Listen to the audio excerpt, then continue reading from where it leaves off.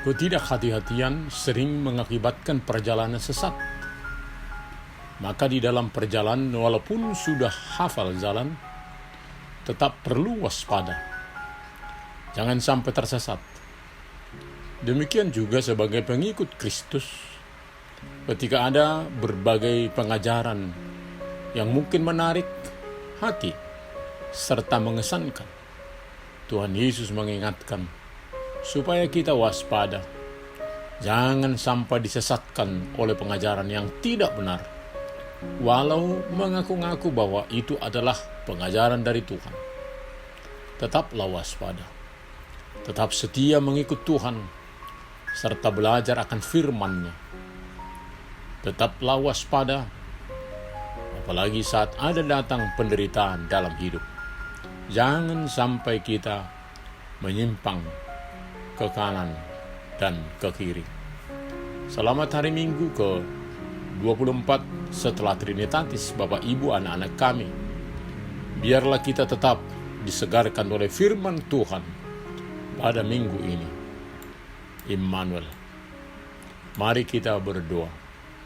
Damai sejahtera Allah yang melampaui segala akal akan memelihara hati dan pikiranmu dalam Kristus Yesus. Amin.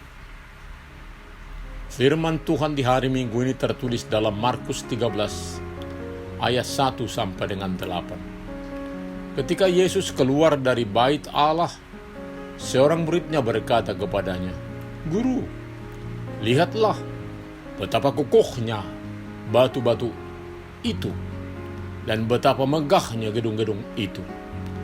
Lalu Yesus berkata kepadanya, "Kau lihat gedung-gedung yang hebat ini?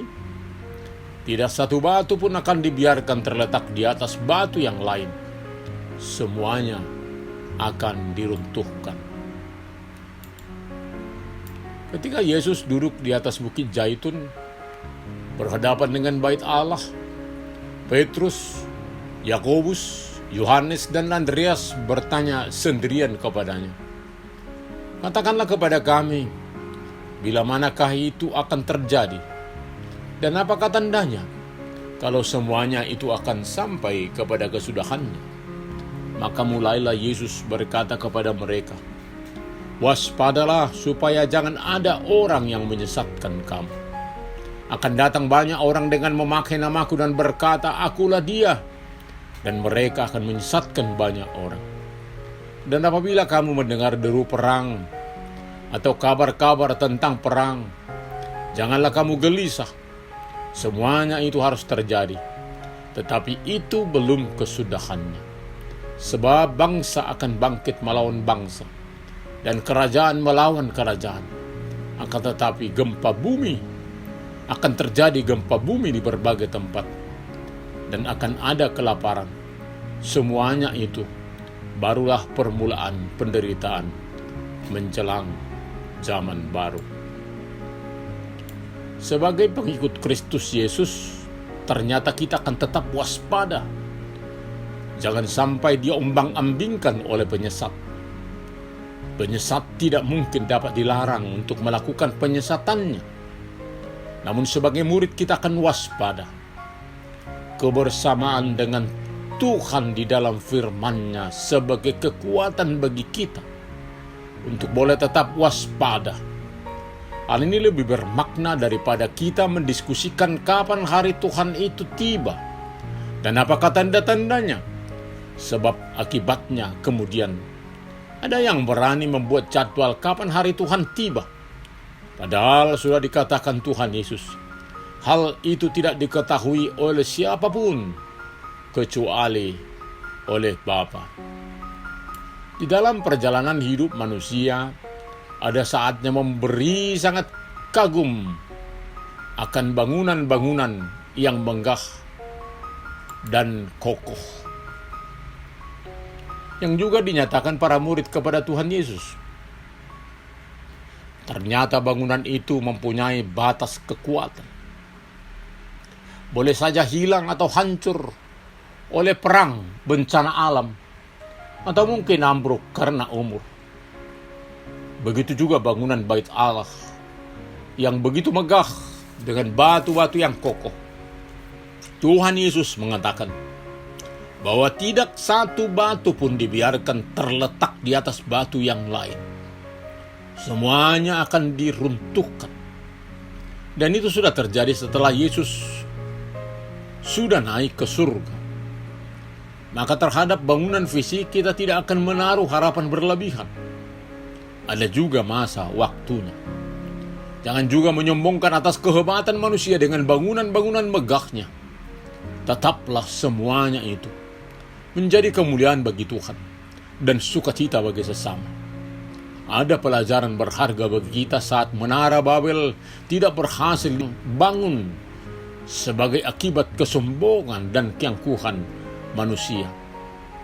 Hal ini juga berulang saat kapal Titanic tenggelam, yang sebelumnya dikatakan oleh sang arsiteknya bahwa kapal itu sangat sempurna.